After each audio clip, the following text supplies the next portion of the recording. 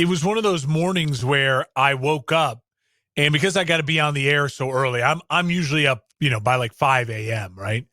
And so I grab my phone. First thing I do, turn off the alarm, grab my phone, and I go to Twitter, and I'm fully expecting to see all the tweets about Nick Sirianni fired overnight. Bill Belichick en route to Philadelphia. And here we are, 1:06 p.m. Central Time on Tuesday, and Nick Sirianni still has a job. I'm shocked. Yeah. No, I know. It is surprising because you thought that the trigger would have been pulled almost immediately. It had that weight to it, right? It did. And Cowboys situation a little bit like that as well, but I think very much so. Sirianni, they had such a monumental collapse that it felt like that was going to be the one that was just going to snap at the at the first sign of the season being over. To me, what's so funny about the Cowboys and Eagles, like the difference, right? The Cowboys felt like they were underprepared, right? They felt like it felt like Dan Quinn was a little checked out for this game. He's already making plans to, maybe take the Seattle job. It felt like, offensively, Mike McCarthy pooped his pants and they just were unprepared. But the Eagles felt like they rolled over and died. Like, we just don't care. It's apathy. Like we don't like our coach. We hate each other. It was such a different type of feeling. For Dallas, it felt literally like, no, this team cares. They're just not prepared. And then for Philadelphia, it's like, this team just doesn't care. It just doesn't care at all. And they're completely apathetic. Yeah. So obviously the two shocking losses of the wild card weekend, and the NFC beast is in shambles right now. That it sure is. Yeah, quite a list of quarterbacks that we have competing in the NFC playoff side of things for sure. So that is just one of the a few storylines that were developed over this past weekend. Here we go, wild card recap on the Football Lab.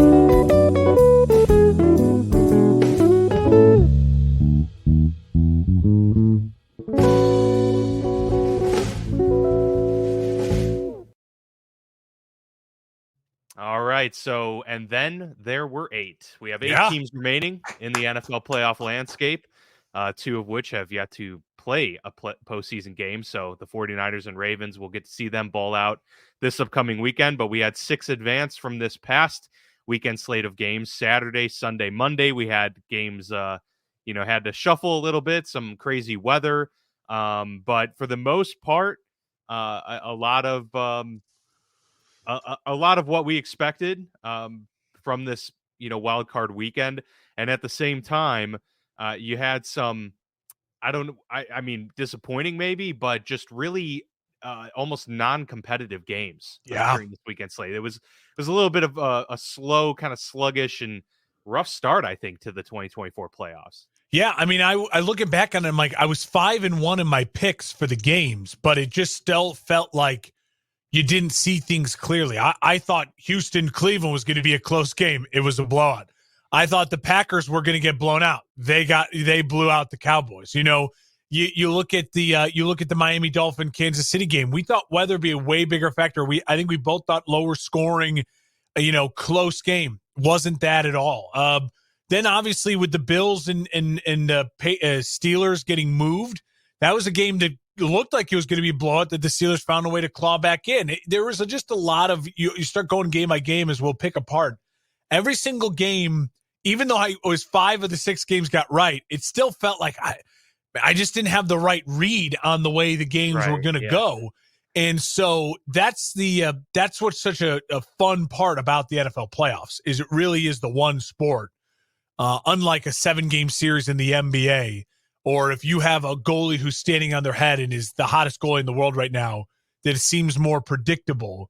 These games can be anything but. And I can't wait to digest some of these games, hear your thoughts on them. I know I'm just, there's so much flowing around my head right now about each one of these performances and some of these losing teams, like where they go from here. We already kind of talked about with Philly and Dallas.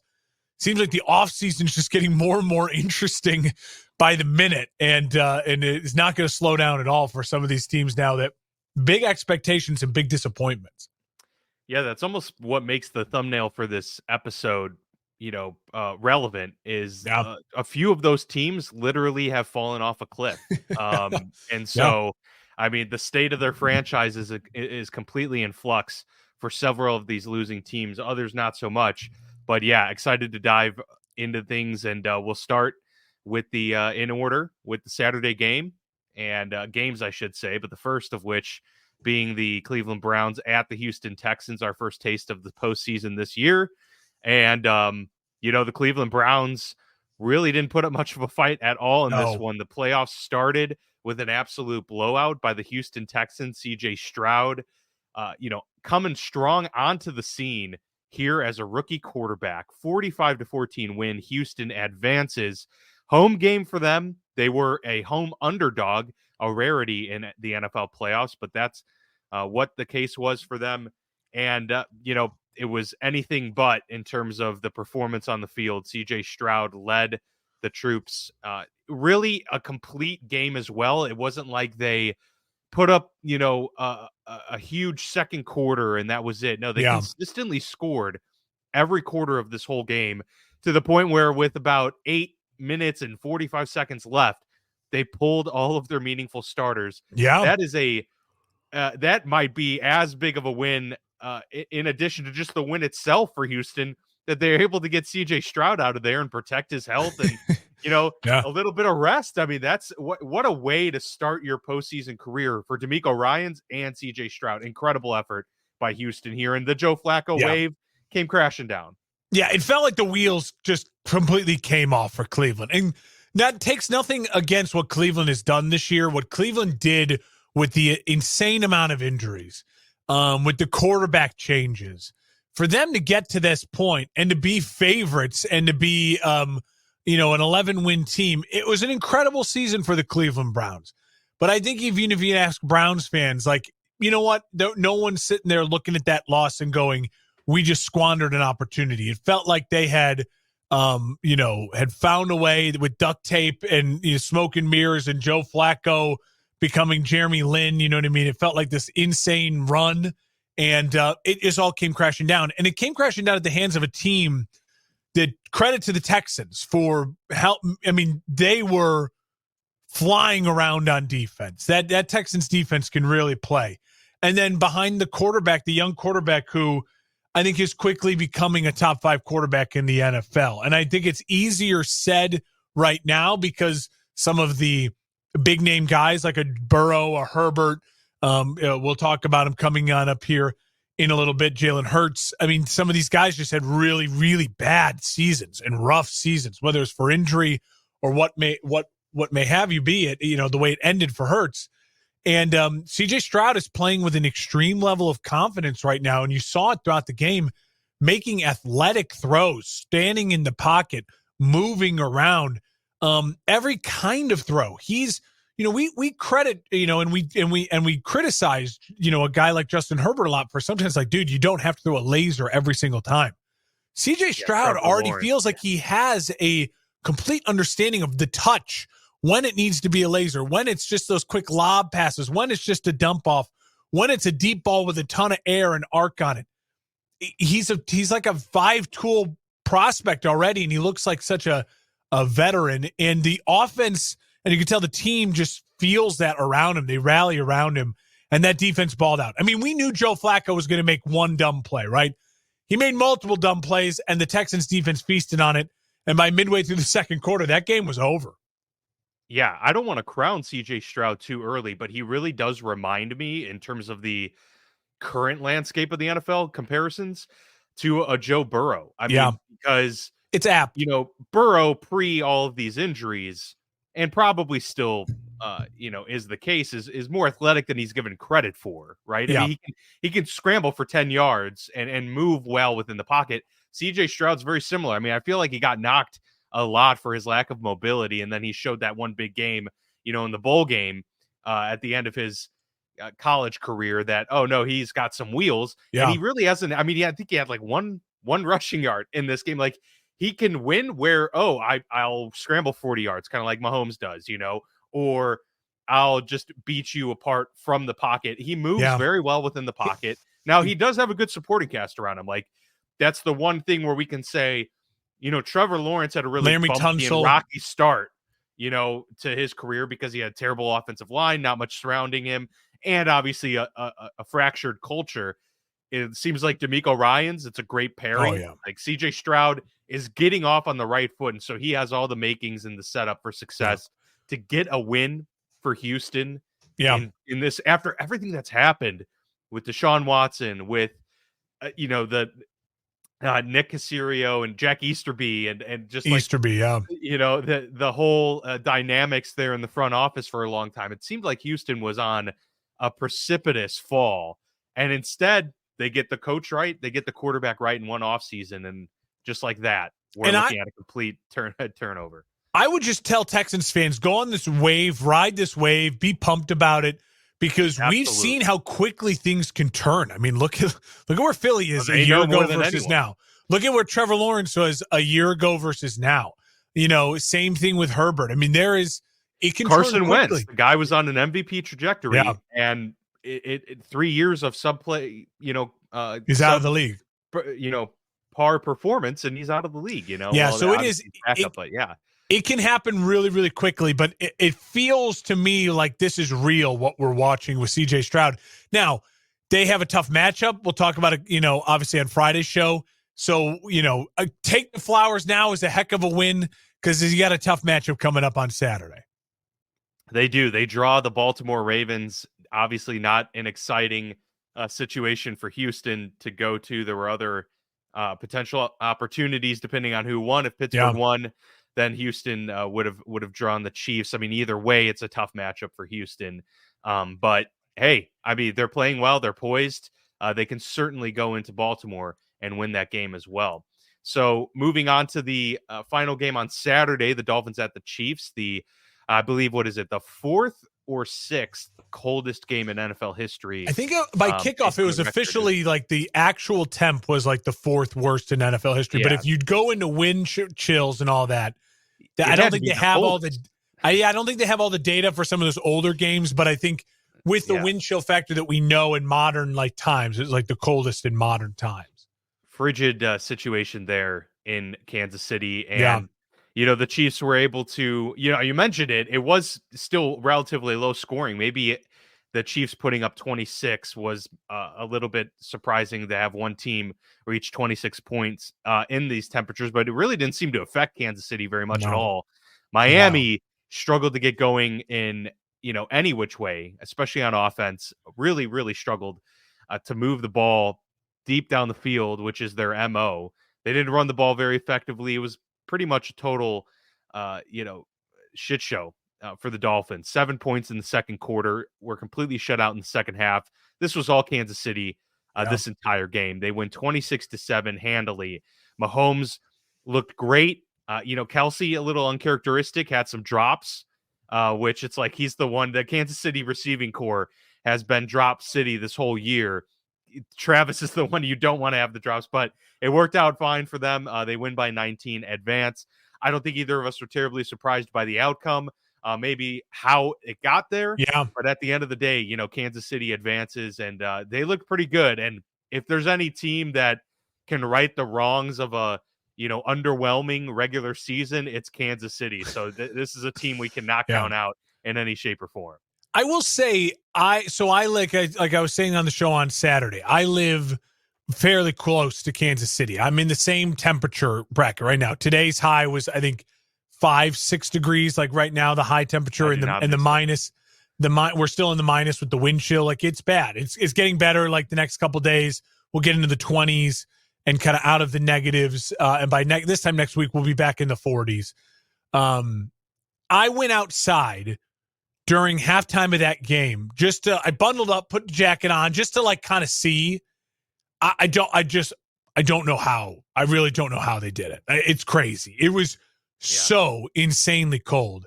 And I will say Kansas City, they ran the ball with Pacheco 24 something times, but they still threw the ball 40 plus times with Mahomes. Like They didn't. They played a game like it was 40 degrees outside. Like they did not let the weather affect them or their play calling at all. And we said, and I was very vocal on the Saturday show, like here's the path for Miami to win.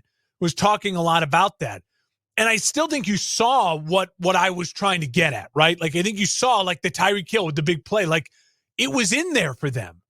But in the end, they just were a team that, a lot like the Philadelphia Eagles down the stretch, it felt like this team just like the air was let out of their tires. And their offense that didn't seem like they wanted to be there. Yeah, and their offense that scored 70 points, earlier in the season and looked like world beaters, it just completely kind of fell apart. Now, I think Mike McDaniel's still a really good coach. I like him. I think he's right for Miami. He's right for what they're trying to build down there. I do think there's a lot of Tua questions we're going to see this offseason. He's going into the final year of his contract. They picked up the 5th-year option. Next year is his 5th year. So that's going to be a lot of discussion about Tua and Miami. So we'll save that for another date. As far as Kansas City goes, what I would feel really confident about if I was a Kansas City fan is exactly what I stated earlier. 24 carries for Pacheco. He was great. In cold weather, he's great. The offensive line was great. And you were able to throw the ball effectively and move the ball in a way that the elements didn't matter to you, it felt like, at all. And yeah, Kelsey had some drops. He's not going to play in another game that cold. It's not happening the rest of the way. And I think that was a large part of it. Rashid Rice also kept showing up like he's becoming a true number one for them. And Definitely. He had like every rookie, wide receiver record in a playoff game until Puka Nacua 24 hours later stole all those records from him. So he really is becoming a number one. Now, I think he's going to eventually be a really great number 2 wide receiver for them. But again, the fact that he's developing as a 1 to then move to a 2 eventually, I think is just great the way Kansas City has kind of set this up, his career trajectory and his growth. And then finally, to me, what really separated the Chiefs and the Dolphins in this game was the Kansas City defensive line mauled and manhandled. And they didn't let Miami run. They gave nothing to Miami easy at all. And that, with the cold weather, killed Miami's spirit. So if Kansas City's defensive line can keep playing like that, it's going to be really tough to beat Kansas City in the rest of the postseason for sure. Yeah, the Kansas City went into this game with a swagger that is just very much like Chiefs-like. I mean, it's just how they've exuded themselves in the last 5-6 years with Mahomes at quarterback, and that didn't waver at all, despite the complete great way to change in how the season went for them compared to all of their previous seasons. This was the first time where they'd have, to eventually go on the road in the playoffs and all of that, and to think that they went into this game with just as much confidence, it appeared, as they've ever had in years past when they had this dynamic offense. It just speaks a lot to how much, how stable this group is. And, in the NFL, it's just about getting to the playoffs, right? And then the slate is wiped clean and you're starting anew. And what Kansas City's done this year is had these rocky moments, but they've gotten better into December. And, they're running the ball and dominating the line of scrimmage. And that's going to win you a lot of ball games, especially when you have the best quarterback in the NFL. To even put into that mix. It does very much feel like the early, Tom Brady-ish teams where they were much more physical and not as much offense, but they ran the football. Defense was stout. And they had a really, really special guy quarterback. Yeah. That's how this feels right now in those early. Yeah, this is not the Chiefs team that lost to Brady's Bucks in the Super Bowl or beat the Niners in the Super Bowl. This is a different Chiefs team that relies more heavily on a really fun running back to watch, run the football, cartoonishly run the football, and then a defensive line that is just a bunch of monsters and dudes led by an all-pro and Chris Jones. And I mean, it goes back to having a game plan as well. And Andy Reid is the best of the bunch to be able to come in and know what they wanted to do and execute it properly. There's something to be said for that, for sure. So the Chiefs move on. They will be taking on the Buffalo Bills on Sunday evening for Sunday Night Football on CBS. So that should be an exciting game. I know the NFL and NFL fans alike are excited about having this matchup between Josh Allen and Patrick Mahomes, having them to duke it out. We'll see if the Bills Stadium, they're able to actually get all of the seats cleared out for the game, but we'll get to that a little bit later. But before we go to the Sunday games, we will pause for a word from one of our sponsors. Transform your body into a canvas of exquisite storytelling and profound self-expression with the skilled hands of Ryan Allison. Craft custom masterpieces that tell your unique story together. Ryan specializes in color tattoos as well as black and gray. He also practices a diverse range of styles, whether you're passionate about anime, fantasy, mythology, pop culture, video games, movies, the esoteric, nature, creatures, dot work, black work, or you have your own ideas. Ryan embraces your distinct vision with an unwavering commitment to passion, precision, and originality. Each project he undertakes is a labor of dedication, a fusion of research, artistic ingenuity, and profound symbolism. His commitment to authenticity is nothing short of remarkable, infusing his very soul into every creation. From half and full sleeves to bodysuits, awesome back pieces, to majestic front panels, Ryan is the artist for anyone seeking powerful, breathtaking artwork. With every stroke of his needle, he weaves a tale that's as unique as you are. Don't settle for ordinary tattoos when you can elevate your ink to the extraordinary with Ryan Allison. Embark on your creative journey by booking a consultation with him and proudly exhibit your story on your skin. Visit Ryan at Why Not Ink Studio in North Park Mall or check out his portfolio online at ryanallison.art. Ryan Allison Tattoos. When you choose me, you're not just getting a tattoo, you're getting an experience. All right, welcome back. You are listening to the Football Lounge with Mark and Dan, brought to you by the For Frequency's Sake Podcast Network. Tasting the Football Lounge, whatever you may be doing. Exactly, whatever. However you wish to partake. No judgment here. Yeah. But we're excited that you're here with us. Thank you for all the support all season long, everybody. And just as a reminder to please like and subscribe, that it does the most help for us as a show to help put us out there and get our name out there in the algorithm as much as possible. So that is greatly appreciated. And as always, we're available wherever you get your podcasts, as well as on YouTube and anywhere on social media at FB Lounge Pod.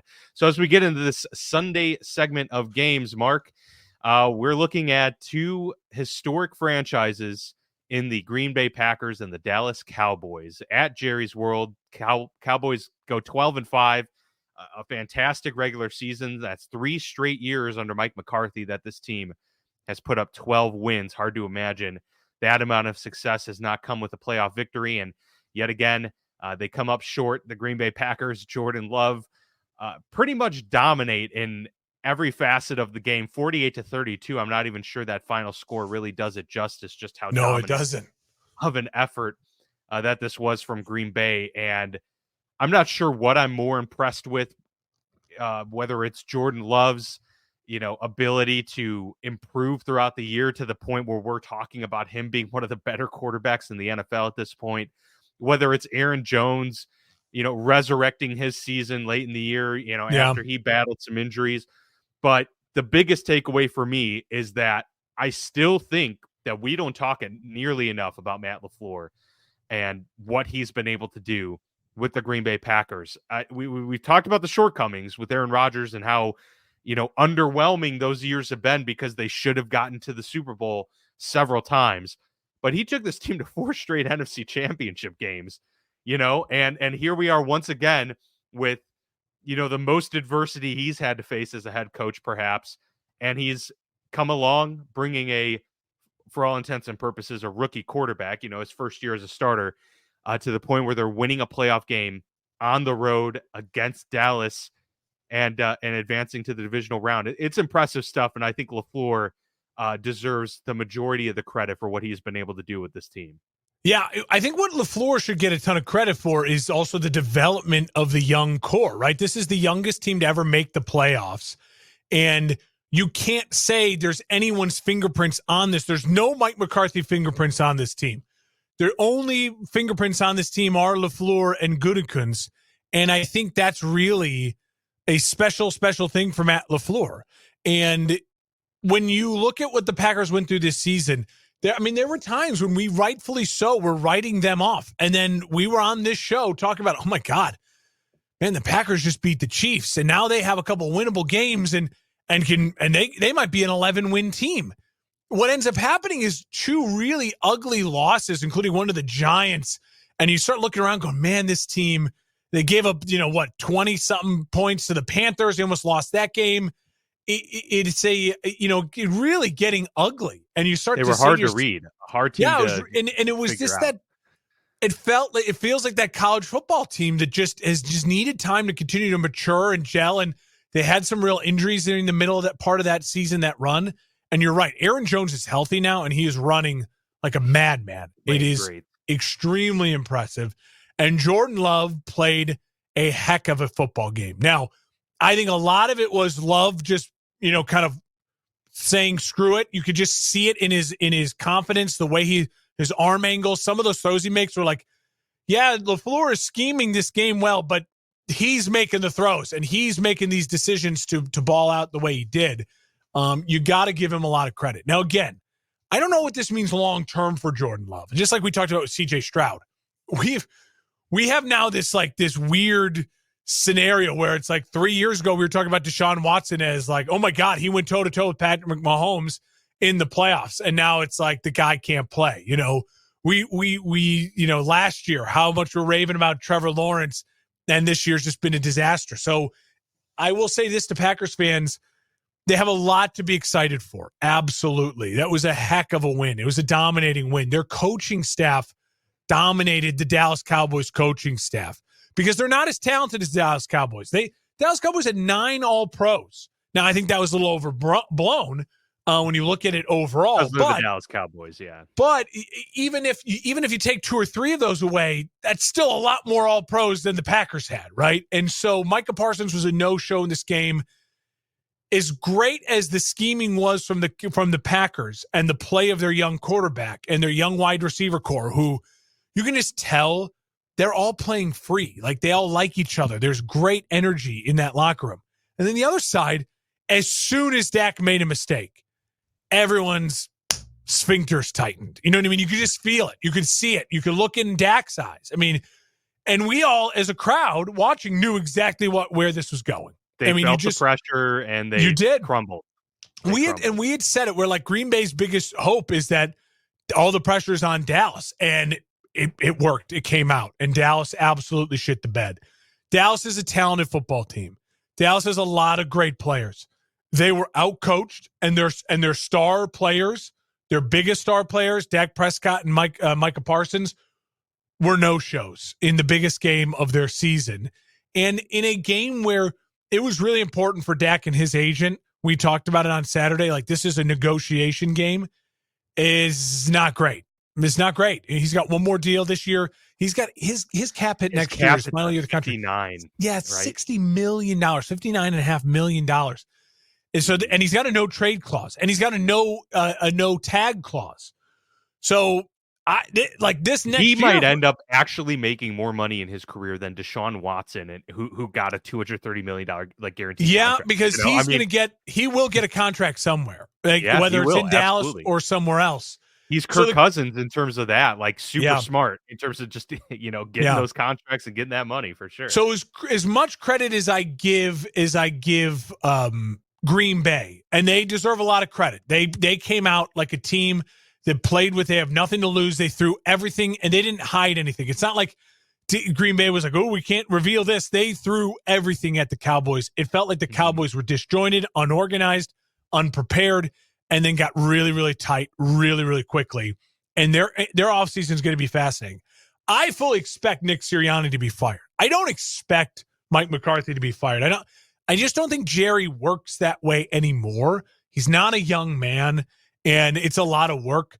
But I think if Bill Belichick were to call either of those two places and say, I want that job, if he called Jerry Jones or he called Howie Roseman, Bill Belichick saying, I want that job, he would get that job. So I don't know if Mike McCarthy's fired.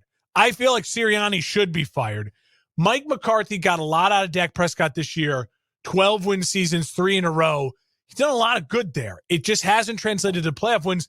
But at this point in time, I feel like Dallas is.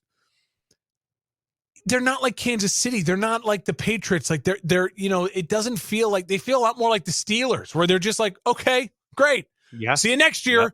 Winning season, sell a lot of merch. Jerry's World, come take your pictures. It doesn't feel as though there is a devastating, utter, the world is on fire because we won and done in the playoffs again. It just doesn't feel that way at all. No, and on top of that, I do agree that if there's a coach that Jerry feels he can get, then maybe he'll make the move, but only until he gets an assurance or is, 99% a Harbaugh, a Belichick, confident. A big name that he feels confident in. Yeah, absolutely. Because it's also hard to fire your head coach that's won 36 games in 3 years. I mean, it's a hard selling point to be like, well, we've gotten there and just, but there's something, you have to have playoff success in the NFL. And yeah, you mentioned it. There's two sides to that coin with Jerry because he's not getting any younger. Maybe he's starting to lose patience. Like, I need to get another championship here in Dallas before my time is done as owner of the Dallas Cowboys. And so there's probably a little bit more pressure there. You saw his press conference after the game where he talked about how this was the most devastating loss because of the expectations. I don't know about that. I would think the NFC Championship game where Dez Bryant caught it, but it wasn't counted. I would think that's a little more devastating than he's living in the first moment round. But nonetheless, I get where he's coming from. And for Dallas, I'm not a fan of the Dallas Cowboys. Not a fan really of the Dallas Cowboy fan base as a whole. But you got to feel for them too, because they've been fans of this team for decades upon decades, and they're just not producing in the postseason at all. I think the Texans have the Texans have more wins as a franchise in the postseason since they've been around than the Dallas Cowboys, like in the last 22 years since 2002. That's incredible. I will say this is my kind of final point on it that I wanted to make, and I think it's the right time to talk about this. If you have thoughts on it, I'd love to hear it. Nick Wright on First Things First, he said it on Colin Cowherd's show today. I always love listening to Nick and Colin talk together on Tuesdays. They always talk great. Tuesdays just because I think they bring out the best in each other. It's a really good time to listen to those two. And Nick Wright brought up a great point. It's a really great point. And it's a point that I wish every NFL GM would hear loud and clearly, and every fan base to understand it. He said every single quarterback we've seen, the greatest of all time, Brady. We've seen the greatest talent of all time, Rodgers and Mahomes. We've seen good system quarterbacks, Trent Dilfer. We, under-talented but really heavy emotionally guys like a Jim McMahon with a great defense lead teams to Super Bowl wins. We've seen almost every type of quarterback win a Super Bowl except for the average quarterback who's anywhere between 11th and 18th who's overpaid. They've never won a Super Bowl. The average quarterback who's overpaid has never won a Super Bowl. And it's more of a modern problem, right? Because these giant contracts have only really started showing up in the last 20 years in the NFL, especially for quarterbacks. And so it's so true. It's just such a true point. And it is the problem now that the Miami Dolphins will face, that eventually I think that the San Francisco 49ers will face with Brock Purdy. It is the biggest mistake that the Cleveland Browns made and Baker Mayfield himself made. They could have found a way to come to a deal. He had like 120 guaranteed on the table from them, and he wanted more, and so they just completely blew it up. Instead of just going to like 150 and finding a really good middle ground or adding another year or something, you can win. I think you can win a Super Bowl with an average quarterback. The Niners may win, and they almost won with Jimmy G, with an average quarterback around 12th in the league, playing good football, surrounded by an incredible cast that you're only paying, somewhere between $20 and $30 million a year. As soon as you get north of 35 and your quarterback is not in the top 10, you're absolutely screwed.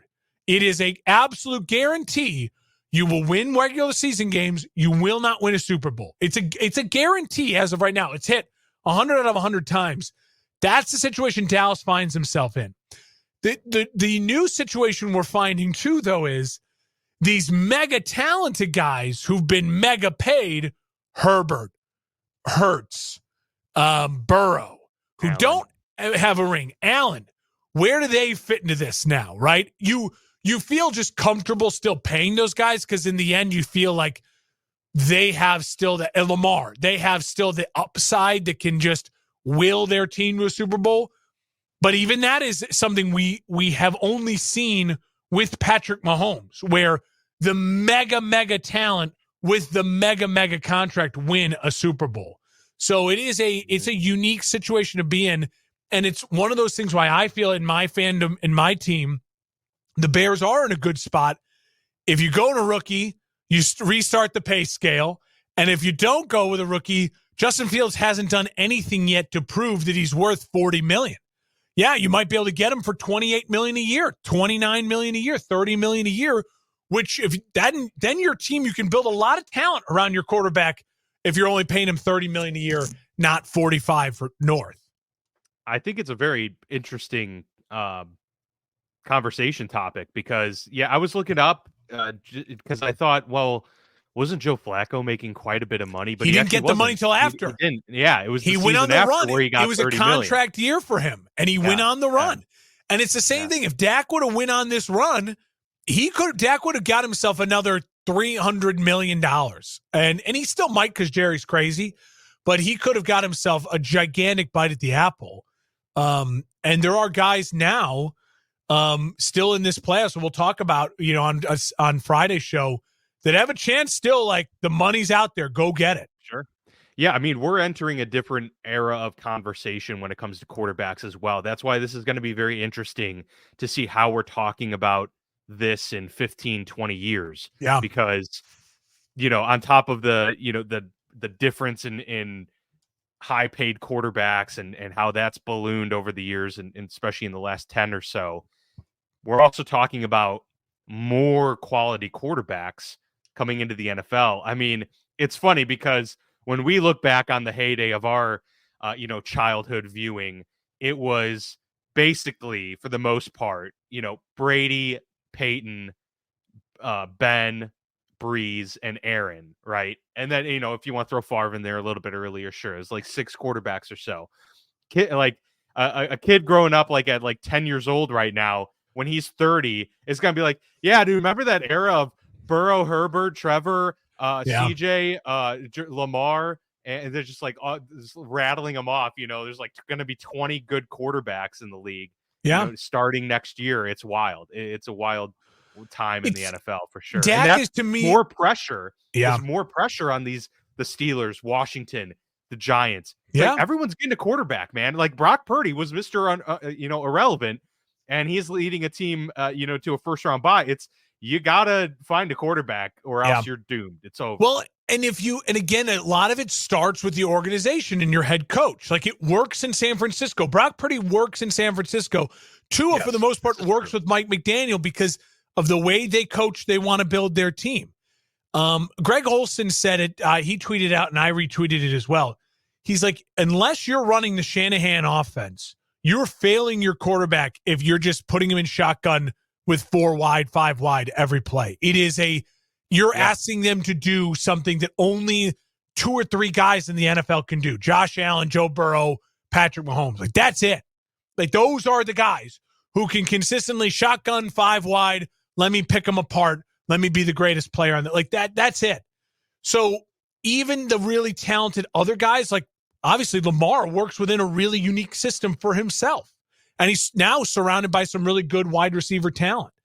It is a fascinating conversation. And Nick Wright brought that point up to me. And I was like, when we talk about Dallas, we have to bring it up because to me, Dallas is the epitome of it.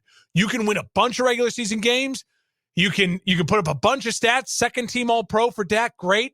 But when push comes to shove, he starts pooping the bed and your other stars don't show up. And now you got to pay Micah Parsons. You got to pay CeeDee Lamb. You're in absolute cap hell. I mean, you're in cap hell with a coach who doesn't seem to be able to elevate in the big moments either. The Detroit Lions. Yeah. 32 years in the making. You doubted them. I was very happy to be wrong in that situation. A 1-point victory at that. So don't tell me you weren't sweating a little bit there late in the game. I was at the end. But no, I mean, hey, props to Detroit. What a win. 24-23. It was almost kismet that it worked out that they won, by a point, barely edging. Like, I mean, I had the over. I would have loved another touchdown in there, but it's okay.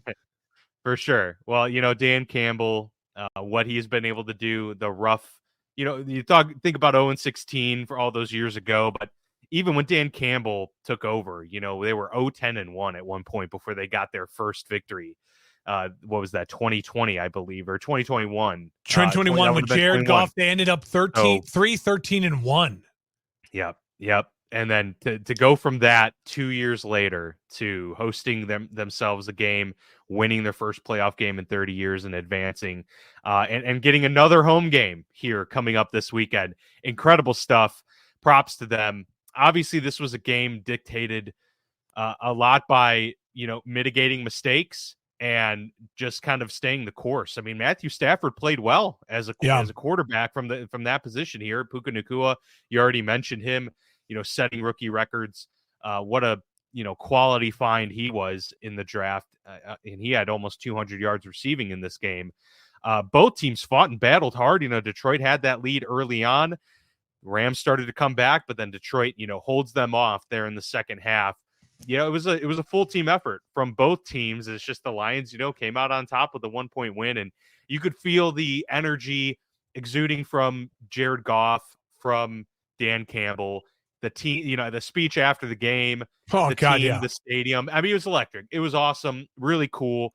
The only, issue when these types of things happen is you want to make sure that they haven't used up all of the juice, emotional and all the energy, right? All poured that all into winning one game. Of course, they all talked about it afterwards. They have more to do. They have further goals to attain. So hopefully they can still channel all of this and continue on this ride because it's a talented team, and I can't believe Sam Laporta played. What a warrior, and they'll get a little bit more rest and have him back even more healthy next week. But Lions get the win. Rams sent home, and we'll see what's in store next week for Detroit as they get ready to take on the Tampa Bay Buccaneers. But your thoughts on the Detroit Lions? You've been singing their praises all year long. I'll start with the Rams just really quickly, wanting to say I think they're going to be a team that if they have a good offseason where they have a bunch of draft picks, you can keep adding youth to this really young team. And if they sign one or two key veteran free agents and get Aaron Donald to come back for another year, this team's going to be a force to be reckoned with next year. Like, you could see how much better this team got towards the end of the year. These young players, a lot like Green Bay's young players, just really developing. And again, McVay, the coaching. You can see the coaching. You can see the improvement. The Rams are my big sleeper for 2020 for next year, especially just depending on how their offseason goes. So kudos to them. Heck of a year for them in what truly was, for them and Green Bay, rebuilding years. These were rebuilding years, and they made the playoffs and both put on really good performances in the playoffs. The Rams, they were just a little short. Like the Rams, the problem was they just are a couple veteran defensive and offensive linemen away from being able to match the physicality of that Detroit team. They just did not have the men and the physical, like the bodies and the attitudes that Detroit team had. That Detroit team is special. I cannot wait to watch them play football again. I'm so excited for that Bucs versus Lions game. I think Ford Field's going to be electric, like it was. I think you can tell this Lions team, like, you're right. Did they use it all? You saw how much emotion there was this end. These fans are pumped. They're like ready. I think they're just be tailgate starting Friday night. And Dan Campbell's the type of coach that can fight through that, right? I'll say this. What I was really impressed by the Lions overall was when we were talking about the Detroit Lions after the draft and our draft recap show, one of the biggest question marks was, oh my God, Jahmyr Gibbs, the second best running back. You took him first overall.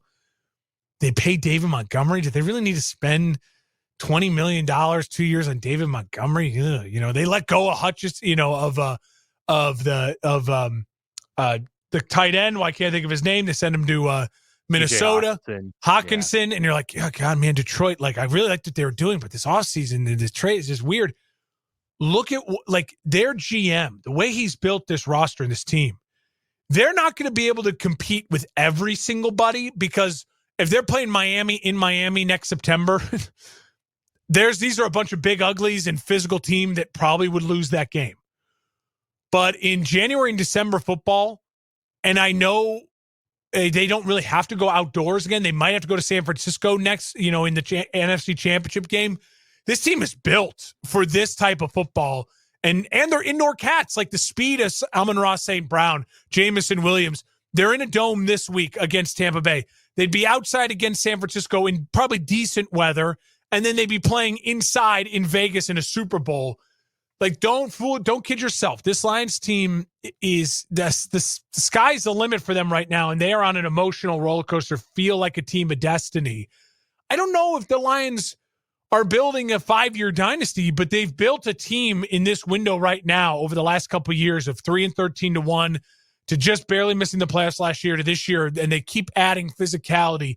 They keep adding players that fit the Dan Campbell mentality, and it's really, really paying off, and you saw it in that Rams game. And I said it, I tweeted it out, and I had a listener of ours kind of combat me because I was like, it's a cakewalk for the Lions to the Super Bowl now. Like, what? Are you dumb? Like, a cakewalk against the Niners? I'm like, you don't understand what I'm saying. Like, what I talked about on Saturday's show. Emotionally now, this is a cakewalk for them.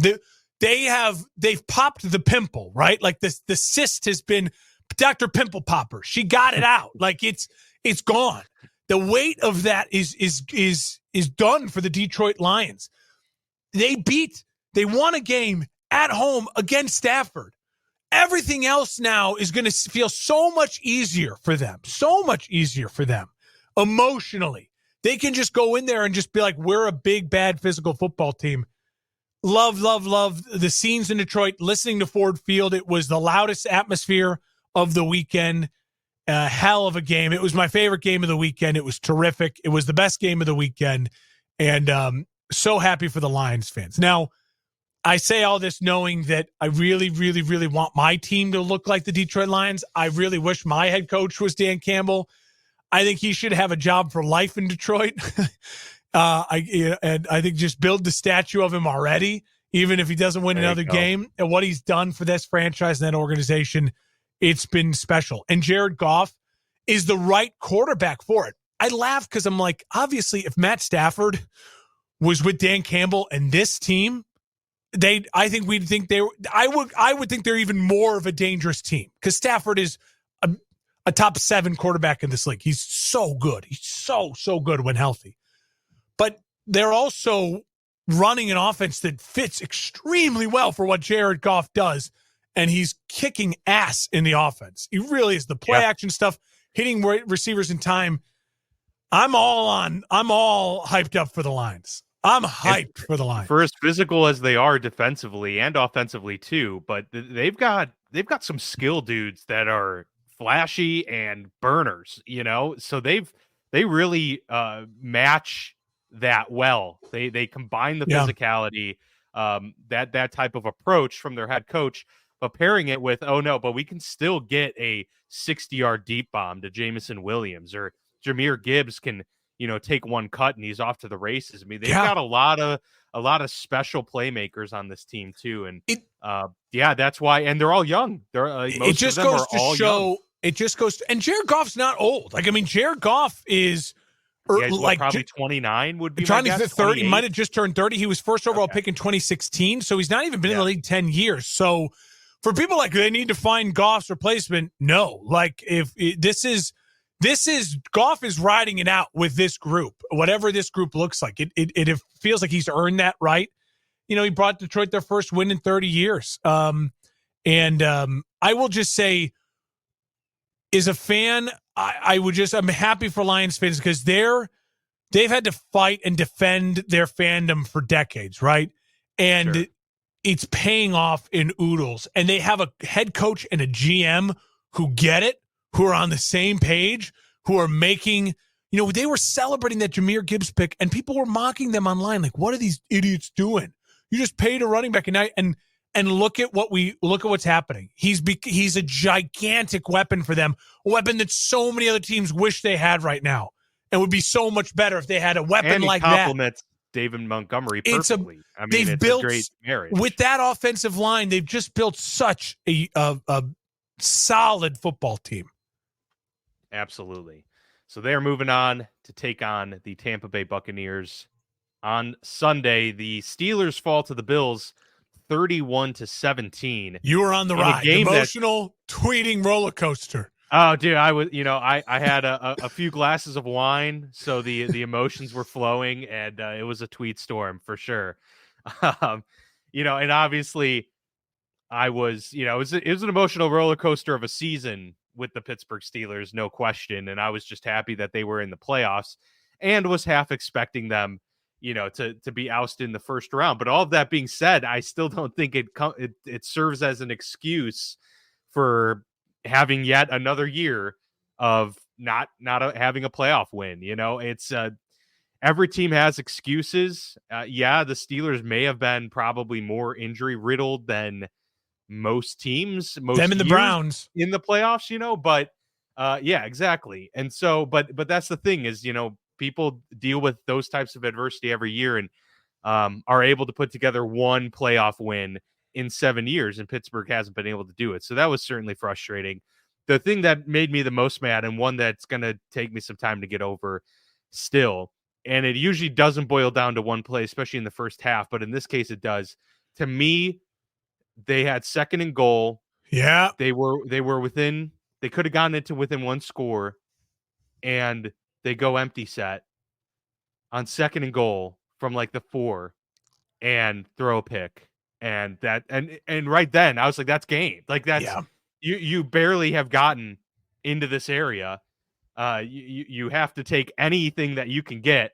And the Pittsburgh Steelers squandered it. And once again, is that on play calling? Yes. But ultimately, I don't know if Tomlin said, hey, we need to pass the ball on this down. I don't know if he floated that, or maybe he just gave it to the offensive coordinator and said, but figure it out. But that is at the feet of Tomlin. That, you get into the red area, Tomlin's got to be the guy saying, we're running the football here now. We're at the 8-yard line. We're running it first, second, third down. And depending on what it is on fourth down, we may run it a fourth time to try and get there. But instead they go empty and throw it. It was a bad throw too, but nonetheless, just and a bad play design down there. Those quick out routes in that tight area, it's all the leverages to the defense. Like the field. Well, Mason needed to throw it out of bounds essentially to where Deontay Johnson could maybe reach out of bounds and get it, but he threw it inside, and that's. But you have your big tight end. There's just other play. If you're going to throw it, to me, there's other ways to go. I tweeted that. I would think that was my tweet. Was just like to you. It's like that was it. That was just such bonkers.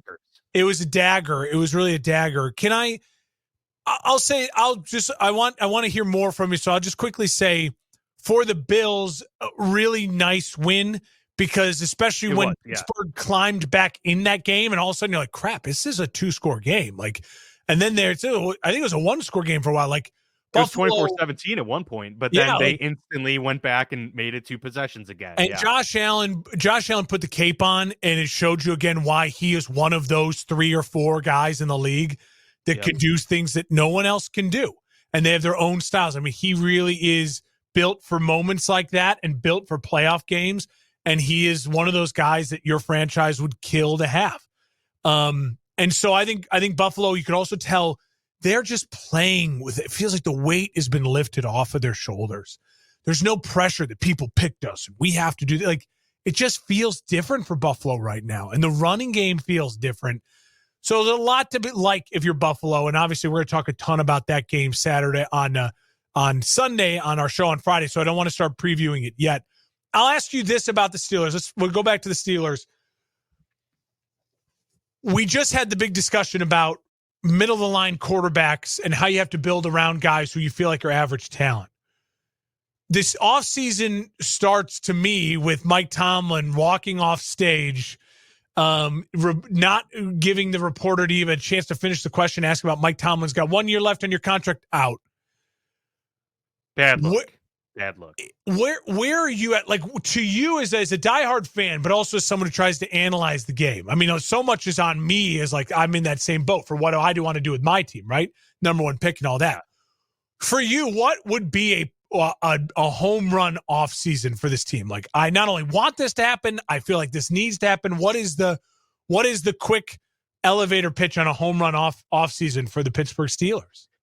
Well, there's the more realistic route that I could go, and then there's the less realistic route, which ideally for me, it's not going to happen. So I don't like to put it out there too much and give it, this credence that it doesn't deserve. But I would give up multiple first round picks to move up and get a quarterback. I mean, that's what I would do. It's one of the better quarterback classes we've seen in recent years. I think you have the ability to barter, and you have assets on your team that you could part with. Personally, I don't think they should give up TJ Watt. I don't think that's some guy I'd be willing to give up in a deal. But just, in general, I mean, you've got some players. If it takes a George Pickens plus a first and, a future second as well to move up and then, do it. They need to get a quarterback in there that can win, because it's TJ Watt is 30 years old. And for an edge rusher, like, I don't know how many years he has left in him. Cam Hayward probably will be back next year for what I would assume is his final year. Swan song year. I mean, your expensive defense. By the way, let me just put this out there real quick too. The defense that they spent so much money on, that Tomlin has been a proponent of. He's the defensive-minded head coach, the guy who runs the show and is built on defense winning championships. They've lost 5 playoff games in a row. And can you guess what the average opponent score that they've given up in those 5 games? The average. Well, you set it up in a way that makes me feel like it's got to be over 30 points. It's over 40. Oh, Jesus. Yeah. In 5 games, the average is over 40. And then I forget, I think it was up on First Take. I think Stephen A. Smith posted the graphic of this.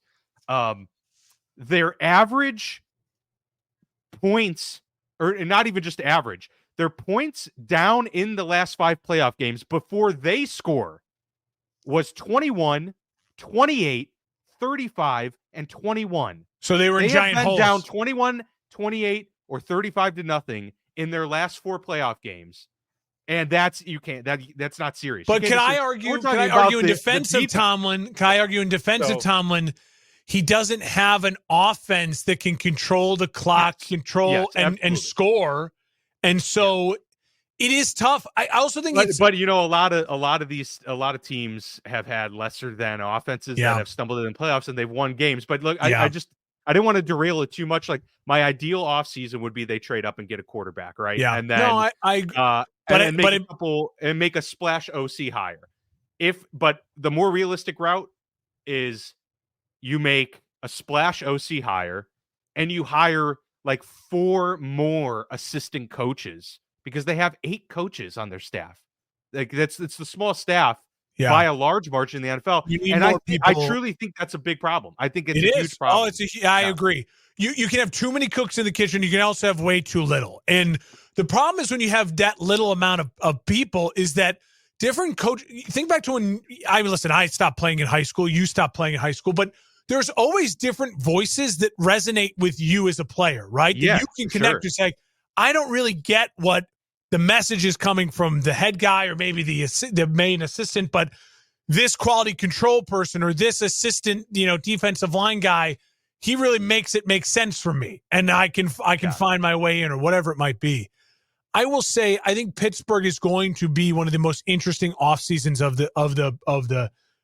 one of the most interesting off seasons of the off season, because they are a win now team. I mean, there's so much talent on that roster, and it just feels so much like you're looking up once again at Burrow, at Lamar, and now in the AFC with CJ Stroud. And I mean, it's so many dudes, and you just don't feel like like we've said before. And I don't know how they address it elsewhere, because Kirk Cousins gets floated, but I mean, but again, yes, he would improve the team, but does that move the needle enough? It might move it enough to you win a game. You might win a playoff game.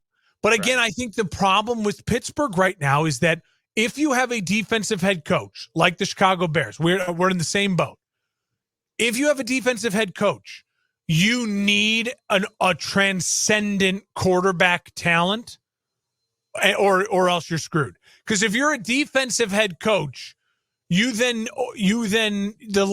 last time we had a defensive head coach who had an average quarterback, but they ran a terrific offense? Like, I can't even think of it. Like, Mike Tomlin, maybe you could say the 2012 Ravens, because, but again, that's over a decade ago. Yeah, exactly. Yeah. And they weren't like amazing offensively. They were just no. lightning in a bottle. It's over a decade ago, and it's just a different NFL. It's tough. And Pittsburgh finds himself in a situation where I said it to you earlier. I've said it on the show. Like, I agree with you. I think Pittsburgh is one of the prime candidates that should absolutely kick the tires on what would it take. They don't need Drake May. They need a Caleb Williams or a Jaden Daniels. They need a dude who can look across the field with Lamar Jackson and go, here's our ace to your ace. Like, this is our dude who's going to battle your dude, and then we both have great defenses, and may the best man win. Like, that is what this Pittsburgh Steelers team needs. And then, Cincinnati's built a little different, and Joe Burrow's a different type of cat, but that's what you need. Like, and I agree with you. I don't think Pittsburgh will do it, but I think they absolutely need to. 24 career starts for Kenny Pickett, 13 touchdowns. That's insane. That sounds so crazy. That's bad. That's not good. That's not good. I got to be honest. Will Levis had 4 touchdowns in his first game. In his first game as quarterback. Yeah, that's not good. It's not good. But yeah, I hate to make that conversation almost entirely about Pittsburgh when Buffalo. No, but we're going to talk a ton about Buffalo on Friday, and we both know. Like, listen, it was Buffalo, Josh Allen. That's the story. He really, when he wants to be, and that run game, they can run the ball, and it's going to be really, and no really, turnover. That's Josh Allen protecting the ball the way he did was the biggest advantage that Buffalo had in this game was Josh Allen saying, I'm not going to be risky. I'm going to take everything they give me because we can easily. And he plays loose. They're playing with the weight. It feels like they're playing with no weight, and it's just a different vibe. Yeah, it's definitely a different vibe. All right, we'll get to the final game. The Buccaneers absolutely rout the Philadelphia Eagles 32-9. We mentioned Nick Sirianni potentially being on the hot seat. His job is still intact. Should be. 3:08 p.m. Eastern time, but it's a crazy downfall for the Philadelphia Eagles in this 2023-2024 NFL season, in which they were 10-1 at one point and finished the year dropping 6 of 7. Incredible. And a 3-game losing streak, with this one obviously being the worst because it was in the postseason, ending their season. Jason Kelce, it was announced this morning that he told his teammates that he will be retiring.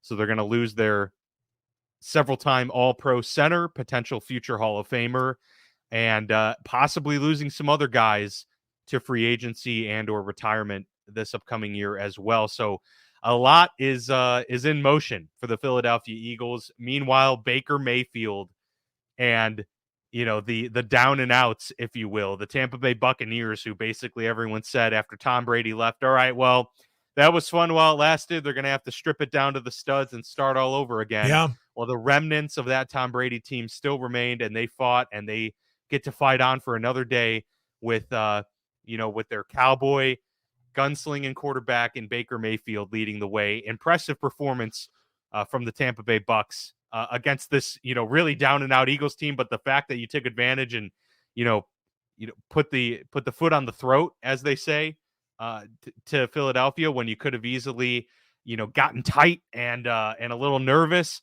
Tampa Bay didn't. They aired it out. Baker Mayfield 3 touchdowns, and they send the Eagles home packing. Impressive win. They played with so much swagger and confidence at home. Yeah. But I don't know what to really make of it, because Philadelphia from the opening drive looked and felt like a team that was poisoned, that they hated each other. They were so incohesive. There was nothing that gave you good vibes about them from the start.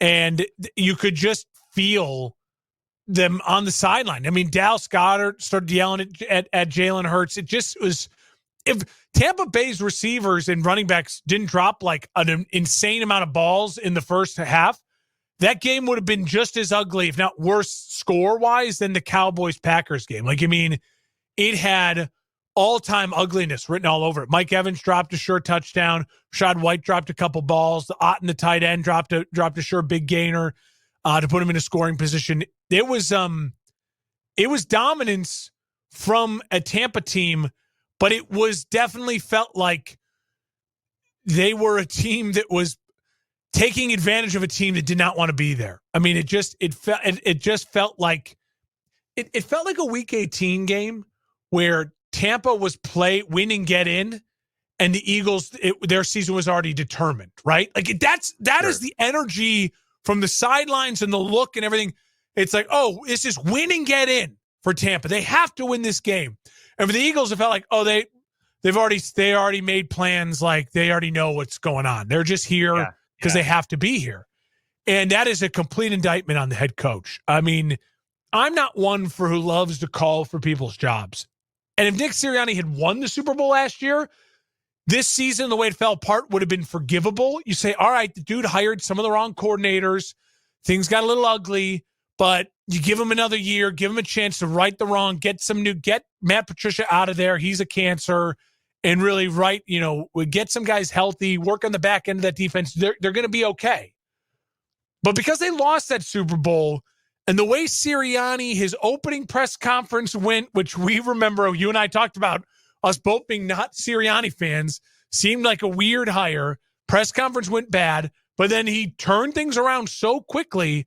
For things to have also now dropped off so quickly, it's easy for me to say this dude is not built for the long-term success. Last year, he was being propped up by some great coordinators in Gannon and Steichen, and a lot of talent that was in their prime and gelling at the right time. And it feels now like there's resentment against Jalen Hurts in that locker room. I don't know what it is. It's just, I'm really glad Kelsey retired because he gets to go out with some dignity left. He gets to play with his kids. He could probably play another year, but like his body, you could tell it's like, don't risk another major injury. You don't want to be a part of this rebuild. And the other reason I'm glad Kelsey retired is he has one of the biggest podcasts on the planet. Oh, yeah. And I have a feeling he's going to start spilling some tea on just how ugly and why it got so ugly in the coming weeks. And we're going to get some answers to it. I don't know. This is one of the biggest anomalies ever, and we need answers to what happened. Oh, yeah. Something happened, right? Something had to happen in the locker room. Like something had to happen. Maybe it was when they got rid of and they made the change from Desai to Matt Patricia. The defense really then quit on them. They're like, no, it's not his fault, and you're blaming the wrong guy. I don't know what it is, but there was a quit in that team, a real, genuine quit. And we need to know, we need to figure out what exactly went wrong and what happened, because I can't speculate it. They have a lot of talent. They're a talented roster. I still like Jalen Hurts a ton. He still made some throws and plays last night. Like, dude, that kid it's not his fault. Like, maybe he needs to be a better leader right now. There needs to be a little more rah-rah. There needs to be something. But he's a guy that you want to be your starting quarterback. You don't need to go find a new quarterback. Smith is a stud. You have weapons. The offensive line might need some remaking here now. It just was ugly, Dan. It was ugly. And for Tampa, like I said, I want to give them credit. They have a lot of veterans who played in big games. A lot of these guys won a Super Bowl. You know what I mean? Like, they know what it's like to be in these big moments. Todd Bowles was a defensive coordinator for a Super Bowl winning team and has transitioned well into taking over last year into this year, 2 playoff runs, and what he's done with Baker Mayfield and keeping the energy of this team alive and not losing the locker room when there were some really low points. A ton of credit. He's proved me wrong in a lot of ways. But I also think to myself, they were playing against like a sick kid, it felt like. You know what I mean? It felt like a Make-A-Wish thing where it's like, I don't, do I dunk on him? I mean, he's not fighting back. Like, why is he not fighting back? And they just took advantage of it. They did. I will say this about Sirianni, because I largely agree that, his his job needs to at least very much be in question, if not, on his way out. For all the crap we say about his staff and all of that, this is also the guy that hired Shane Steichen and Jonathan Gannon, who a year later had coaching jobs. So like you got to give Sirianni some credit for knowing and finding two very talented coordinators the first time around. So who's to say he couldn't do it again? But thinking about that, I want to run this by you because it's something that I've been thinking about the last 2 days or so. So not entirely fully formed, but something I've certainly been thinking about is obviously hiring coordinators is an extremely valuable asset and skill to have as a head coach in the NFL. Totally. To be most successful head coaches have a successful staff around them, and that's why most great head coaches have successful trees. Bill Belichick, not so much. Mike Tomlin, not so much. There's a couple others that really don't, but most have really good coaching. Bill trees. Walsh, Andy Reid. You got a lot of great trees out there. Bill Parcells. And the thing I'm thinking about is, really the longer tenured a head coach is at his respective place. I think Andy Reid's the only outlier in this example. The longer that they are at their place, the less likely they're able to get good, fresh talent. And not just because they're stuck in their ways. I think it's because all of these young coaches that we see coming up, okay, Nick Sirianni gets hired. He's young, comes to Philadelphia. How does he discover a Shane Steichen and a Jonathan Gannon? Well, they work together. And it's these guys coming from place to place to place, experiencing new people, being able to compare how this person worked well there, this person worked well here. I know them. We had a good relationship because we were like roughly the same age. But if you're in the same spot, you're surrounded by a lot of the same people. But like, if you're Mike Tomlin, you haven't been anywhere but Pittsburgh for 17 years. How well does Mike Tomlin know a Shane Steichen when he was working with the Chargers? How does Mike Tomlin know that guy? He doesn't. How does he know who Mike Tomlin knows is probably a Frank Reich, or like these guys that have been around the league forever, Bill O'Brien, you know? So these are coordinators that could do the job well, and maybe they're all right. Or, it's an interesting Pete point. Carroll. How does Pete Carroll find someone from the Washington staff that he's like, oh, that's the next great offensive coordinator. Let me get him on my staff. You just don't find those gems unless they're in house. Yeah, and you could be watching footage, and you could try to figure it out that way, right? To say, but you only know how much influence someone has on something, and then you make phone calls, and guys are always vouching for their guys, so you can't believe everything you say. You know what I mean? Yeah, and you have to have that personal relationship I'll make this argument: there are some veteran coaches, like Andy Reid, as long as he's been in Kansas City, it's been a lot of Matt Nagy and Eric Bieniemy, and that's it. But I think part of what it makes Andy special is Andy, even though he's old, he innovates like a young coach. He's not stuck in his ways. Look at Harbaugh. He gets rid of what's his name, the offensive coordinator after Greg Roman. Who leads and brings Tom Monken in, a college guy. So I think there are guys who are willing, but the coaching fraternity also, is a lot of that's my guy. But the reason maybe Joe Barry I don't is still know the defensive coordinator. Well, I was just gonna say, I don't know this for a fact, but maybe part of it's luck too. It's not to bring up the Steelers again, but the Steelers Matt Canada, he's a young, does a lot of motion, play action. Let's get that guy in. It didn't work out. But if it did work out, it looks like, a genius, move. Maybe that's something similar. Luke I don't know what comes from the Shanahan LaFleur tree, and it didn't work out. Some guys can, it's tough. When it's all on you to create the offense, it's a lot of responsibility. It's a huge, important job. I think there was the tweet today. The Saints let go of their offensive coordinator. Can't think of his name, but he had the job. If you look it up for me, I think Adam Schefter tweeted out right before we started recording a couple hours ago. You're right. He's had the job for 5 years. He was the longest tenured offensive coordinator in the NFL. 5 years. Pete Carmichael. I didn't even know his name. So again, that just goes to show you why so many fans and people who analyze the game also say, I want an offensive leaning head coach, because if you have a great coordinator, they're probably going to get a head job somewhere. And if you're a defensive guy, then it's hard to find the next guy. The Bears are on their, I think 13th offensive coordinator in 23 years or something like that. I mean, it's 2 years and they're out, 2 years they're out, 2 years they're out, 2 years they're out. And it's a really, really frustrating thing. And you look around maybe the league. This may be biased, but to piggyback off your point there, I feel like there's a lot of defensive coordinators that I can think back to who were great defensive coordinators, but not very good head coaches, right? Like Wade Phillips comes to mind immediately, like elite, coordinator. Vic Fangio, another guy, right off the top of the head. I can't think of an elite offensive coordinator who was a really bad head coach. Maybe Adam Gase. Gase was the word I was going to go through, but again, his resume was Peyton. Right. So it's like, how much was it him? Yeah, exactly.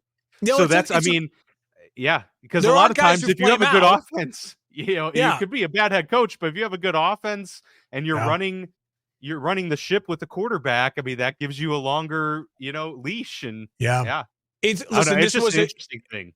It was a great weekend of football. It was as we said, even though I think you were 4-2 this weekend because you had the Rams, but otherwise feeling like we predicted the majority of the games right. No, but I also, went 3-3 because I had the Steelers, the Rams, and the Cowboys winning. And okay, so I went 5-1. You went 3-3. But it just feels like one of those weekends where you're learning stuff. And just to end on a high note before we kind of preview on Friday's show, which we'll preview the weekend, let me just say this as a little nugget for Friday's show to kind of leave you with to think about. We're going to talk, you're going to hear a lot over the next couple of days of the rest versus rust, right? And the Texans are coming off of a huge win at home, and already the public money is on Texans. That line has come down. They're betting the Texans to upset the Ravens. My gut looking at these games already likes all the home teams. There's going to probably be a road team that wins. You got to remind yourself of that. There's going to probably be a road team that wins. And so when you really think about these matchups, go a little deeper than just who played well and then who sat. Because I think if you look at some of these matchups and where these teams come from and how they're playing now, I'm predicting a big upset next on Friday that I'm going to hold on to your butts for. I think it's good. As of right now, my gut is leaning a certain way, and it's going to be. I think it's going to be a great weekend coming up. Wild. All right. Well, looking forward to it. Hope you'll join us on Friday for that awesome discussion and to interact online. Just go to Twitter. Hit us up there. That's probably the best spot. Or leave us a comment in the YouTube comments, and we'll respond. We're interested to hear your thoughts on how this wildcard weekend went, and of course on Friday, be interested to hear all of your thoughts on how these predictions may be panning out or how they jive with your predictions. But that'll do it for our recap of wildcard weekend. Getting ready now for several games coming up between 8 teams. We got 4 games now this weekend, Saturday, Sunday. A lot to look forward to here. But that has been the Football Lounge with Mark and Dan. We'll see you back here next time.